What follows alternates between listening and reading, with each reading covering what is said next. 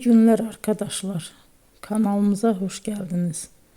Bugün yine sizler için yepyeni videolarla karşınızdayım. İki başarılı oyuncularımız Elçin Sangu ve Barış Ardus'tan güzel paylaşımlarını sizler için hazırladık.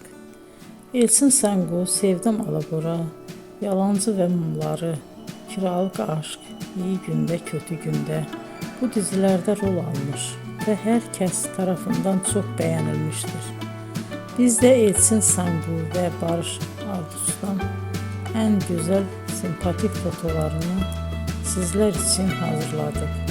Bu karelerin devamını istiyorsanız emeğe saygı olarak kanalımıza abone olup yorum yazmayı unutmayın arkadaşlar.